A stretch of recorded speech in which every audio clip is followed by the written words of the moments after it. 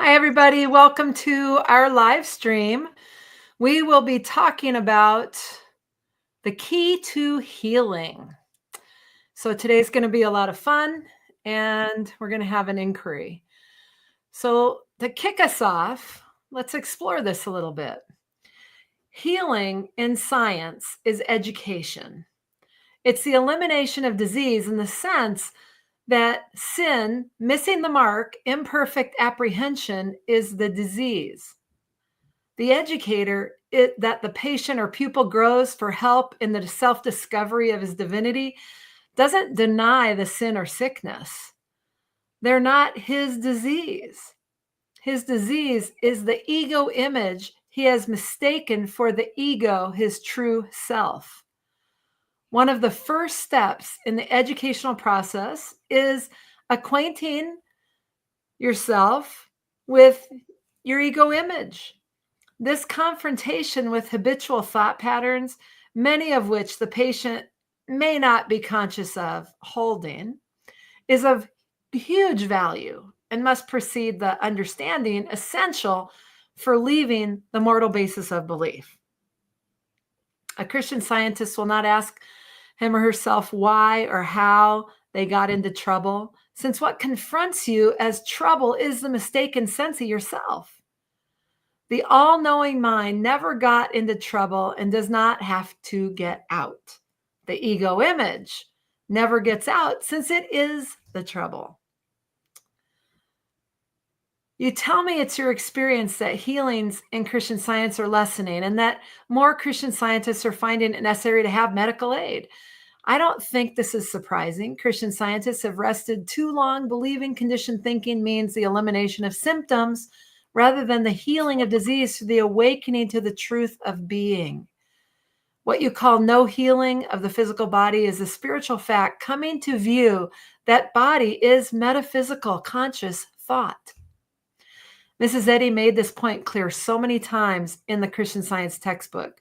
On page 150, she says the healing power is science or knowing and not a phenomenal exhibition. And also on page 230, she says we think we're healed when a disease disappears, though it is liable to reappear. But we are never thoroughly healed until the liability is removed. The marginal note of that paragraph is the true healing, the metaphysical healing of physical disease comes with the awakening or discovery that mind is the source and condition of all existence. And that's Science and Health, page 181, starting on line 1. The mythology of healing is obsolete in the science age. In the science age, the magic of healing is the fact that no sick to heal, no sinner to save. And that's from Margaret Laird, Christian Science Re-Explored, pages 131 and 132. So welcome, Betty. How are you today? Very good, thank you. Is there anything you want to add to set up our conversation? Well, the belief, that, how am I going to say that differently?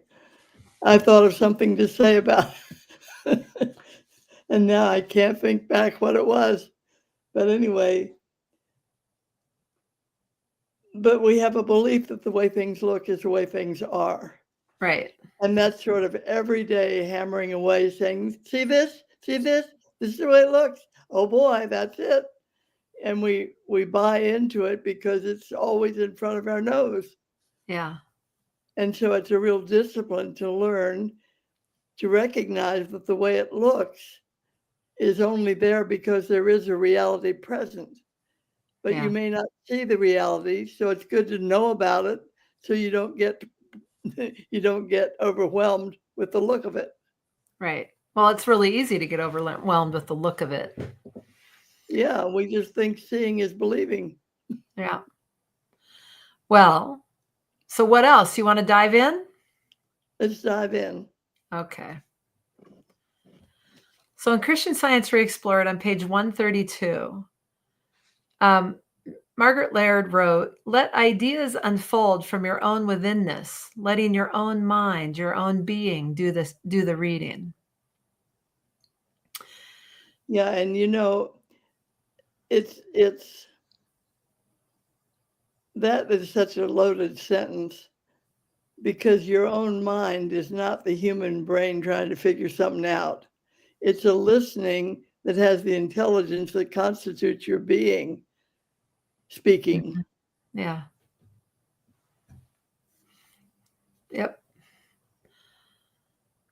And then she's, for more discussion, says, "Truth is its own revelation and unfolds from the withinness of consciousness." Yeah. And it's always present. It isn't something you have to go see an expert to figure out.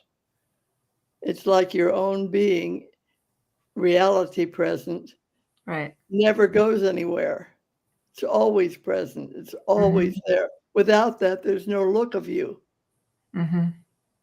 So as long as there's something you're looking at and calling yourself, reality is present, and you aren't seeing the reality if you're stuck with the look. Right. Okay. Right. Now, in Science and Health on page 224, starting on line 22, Mary Baker Eddy wrote, "A higher and more practical Christianity demonstrating justice stands at the door of this age, knocking for admission." Yeah, and you have to be open. It's always there. Facts are present, truth is real, and it's present, and it's all constituting. Recognition of it requires your attention. Mm-hmm. Yeah. "Will you open the door upon this angel visitant?" That's Mrs. Eddy's, the rest of her quote. Right. Page 224. So, will you open the door? Yeah, and it's interesting because you can't, if there's not a willingness present, nothing's happening. Right. So that's what she's addressing with that sentence. Are Yeah. you willing? Right. Are you willing? If so, Right. open the door. Right. That's the thing that I say. It's curiosity, willingness, um, and just it's like being willing, being curious, being open, and um, and and taking action. or And being in action. yeah, well, being in action. Good phrase. Yeah. Okay. And in your book, Mind is the Athlete, on page 75, you wrote it this way: "Human beings live in a world of language, that is, visual, auditory, and physical modes of communication. And the They note dic- goes with it. yep, they dictate and shape our values, behaviors, habits, traditions, and patterns of thinking. But they can also get you in a rut, don't you think? They can what? Get you in a rut."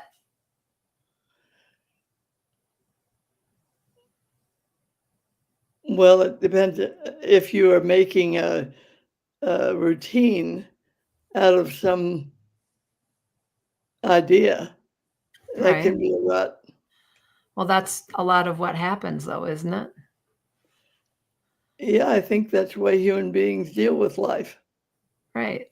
So then stepping Sometimes there's outside an of issue, that, and when you try to talk about it, they say, "Well, this is the way I do it." mhm, So you can either have an open, evolving sense of your own being, or you can be stuck with your belief about who you are. right, right. And the belief about who we are really does hold us in a particular reality, Yep. because And go ahead.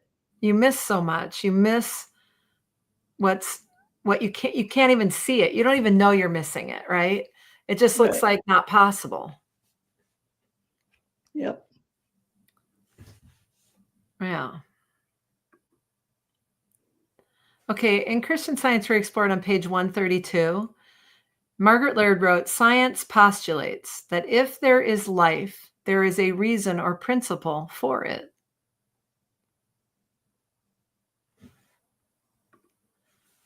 This life principle or reason is life as consciousness or mind. Yep. You know,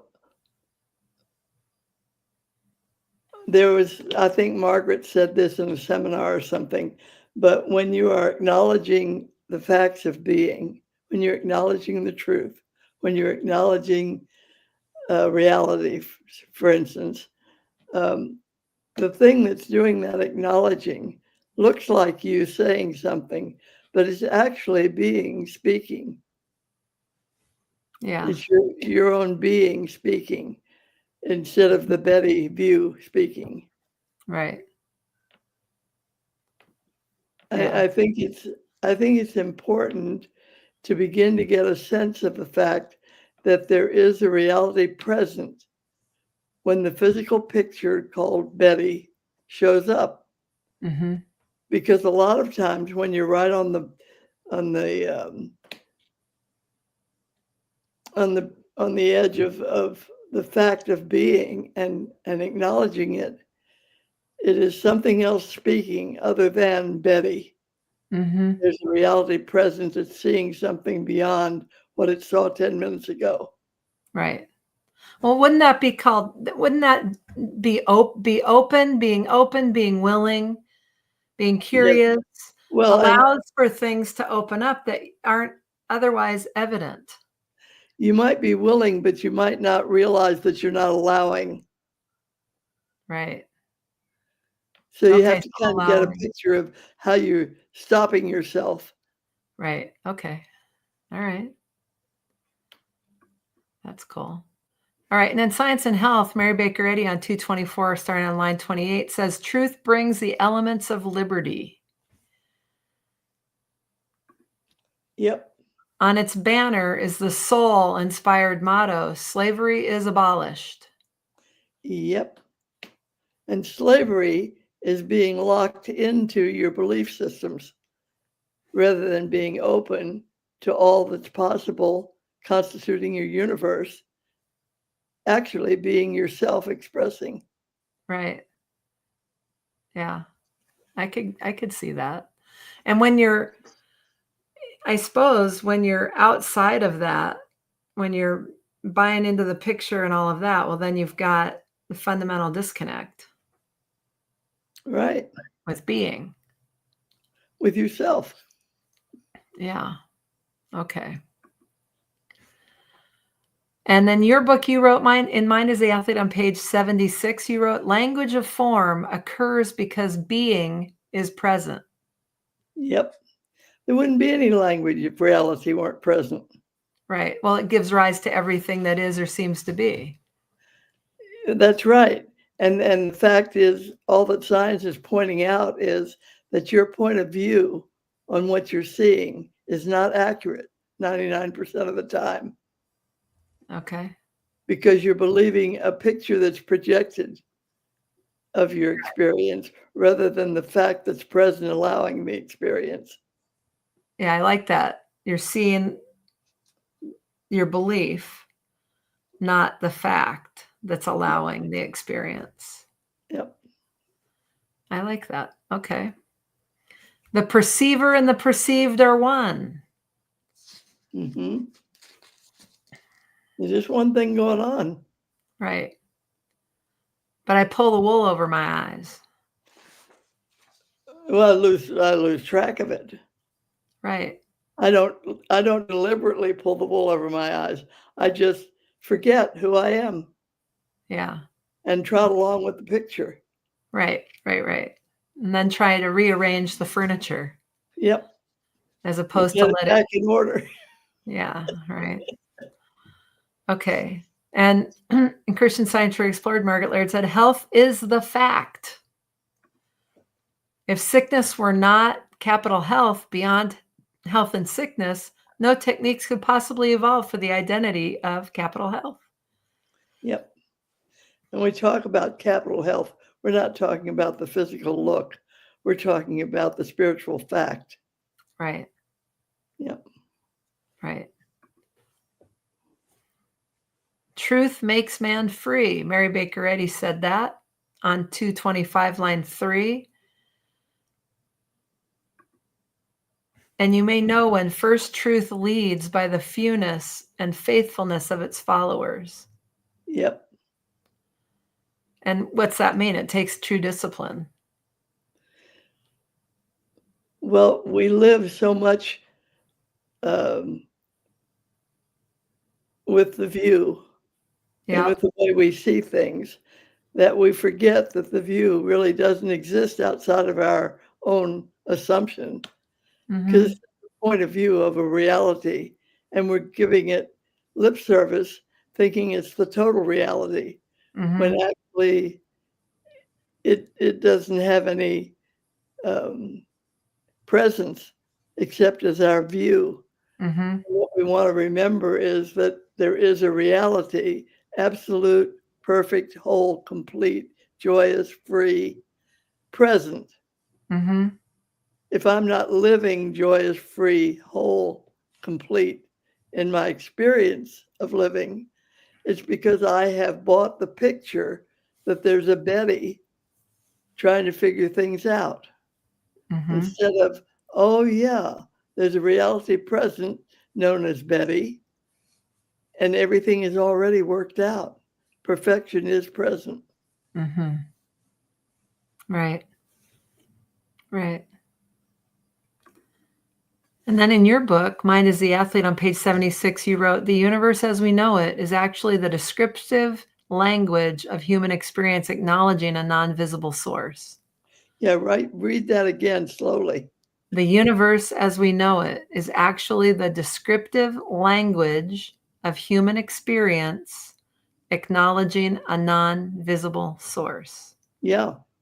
And it's the non-visible source that is the power and the presence having you exist. Right. So we don't want to ignore it. Right. Descriptive language of human experience acknowledging a non-visible source. So then talk to me about the key to healing. What do The you key to mean? healing is knowing who you are. Yeah, Acknowledging that non-visible living source. that. Yeah, it's living that consciously. You know, we talk about living science. Well, what are we talking about? If I can acknowledge the fact that all is infinite mind, then I have to really be living that I didn't do it, he didn't do it, she didn't do it, they didn't do it. Reality present is the doing of it, and this is the way it looks, whether I like it or not, whether it's comfortable or not. Sometimes it's better to be uncomfortable than to be comfortable. Right. And Margaret used to say, it's life-saving sometimes to be uncomfortable. Right. Right. So, yeah. Right. So just let go of your pictures or beliefs about the look and allow it to be exactly the way it is. Yeah, just leave it alone. Yeah. Because who you're being is what you're seeing. Yeah. So when you be present to the reality that is having you occur, if I can put it that way, Yeah. then you're not concerned about the way it looks. Right. Because it will always look appropriate to whatever's needed each moment. Okay. Yeah. Cool. When creativity occurs or is present, identifying language appears. Yep. Without reality, there's no language. Right. Right. So creativity occurs, it's like consciousness. Being itself being occurs. Conscious awareness. Yeah. Yeah. Okay. And we look at that as if, how can I put that? We look at it as if there was something that we didn't have that we need to acquire. And science points out that it's fundamental to who you're being each moment. It's already present, requiring acknowledgement. Right. If I can recognize it, it isn't something new coming on the scene. It's the fundamental presence that has the scene occur. Right. Right, right. A lot of words. Does that make sense? Yeah. I mean, you gotta kind of play with it, right? You gotta bring it in and kind of see what makes sense in your own living, in the sense of acknowledgement. It's not the obvious. The obvious is what's right in front of your nose, and then you want to attribute everything to that, and you lose sight of that which gives all of it being. Yeah, and that which gives all of it being is the presence now playing with it. Yeah. Like I don't have to go someplace to find what's going to acknowledge the presence for me. Right. It's right here, or there wouldn't be any Betty. Right. And so when Betty can loosen up and be willing to look at the idea present and Yeah. let go of her belief about it, she's home free. Right. Yeah. All right. Anything else you want to say about the key to healing? It's really from a metaphysical point of view, from a science point of view, healing is the natural, automatic experience of who you're being. It's like feedback saying, this is who you are right now. This is where you're standing right now, because what you're seeing is what you're being and not Right. the other way around. You're not a reaction machine. You're Right. the whole ball of wax, you know. Yeah. Without you, there's no belief. Right. So I have to be self-aware. Right. And I have to get beyond the Betty aware to being Miss Self with a capital S, the Right. reality present that has Betty show up as a label, Right. so to speak. Yeah. Yeah, for sure. Okay. Now, the one thing I want everyone to know is that coming up on September 13th is a live cast with Betty from 9 to noon. It's called Standing and Being, your gateway to conscious living beyond ordinary experience. So Betty will be leading that live cast on, and that's I believe it's a Saturday, September 13th from 9 till noon. You can get more information by going to scientificmetaphysics.org/livecast-with-Betty and get more information. And if it looks like something that would be valuable for you, put yourself in it and spend those 3 hours in this conversation with Betty leading the whole deal. So it's going to be a great workshop. Betty doesn't do all that many of them anymore, so it's a great opportunity to work directly with her on all of this. So I invite you to go check that out. Anything you want to say about that, Mom? Nope. Nope. Okay, that's it. All right. So we'll be here next week and we'll see you then. Until then, stay open, be curious, allow, and acknowledge, and see how that does. See what you see that you don't normally see when you get all wrapped up in the picture. Thank you. All right. We'll see you next week.